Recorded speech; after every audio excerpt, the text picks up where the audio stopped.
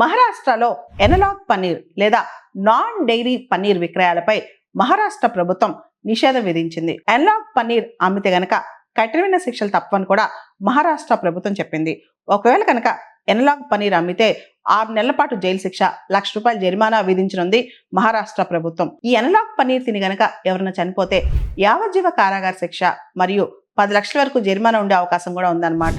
Actually కల్తీ పాల ఉత్పత్తులకు సంబంధించి మహారాష్ట్ర ప్రభుత్వం ఇప్పుడు కఠినమైన చర్యలు తీసుకుంటుంది. కల్తీ పాల ఉత్పత్తుల యొక్క అమ్మకాలు అరికట్టమే లక్ష్యంగా మహారాష్ట్రలోని ఆహార భద్రతా సంస్థ అనేక చర్యలు తీసుకుంటుంది.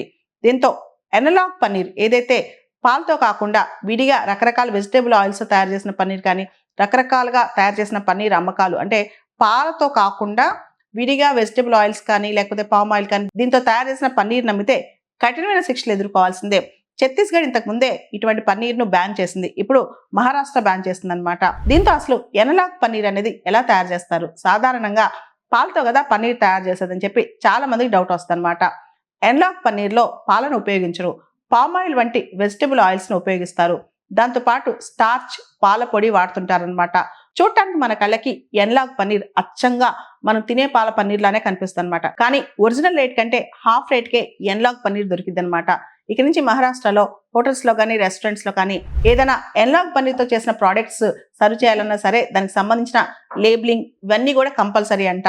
సాధారణంగా మనం వంటల్లో మనం తినడానికి వాడుకునే పన్నీర్ కనుక పసుపు రంగులో మారితే మనం ఖచ్చితంగా దాన్ని అనుమానించాల్సిందే. అదే విధంగా పన్నీర్ ముక్కలు విపరీతంగా రబ్బర్లా సాగుతున్నా సరే మనం అనుమానపడి వాటిని టెస్ట్ చేయాల్సిందే.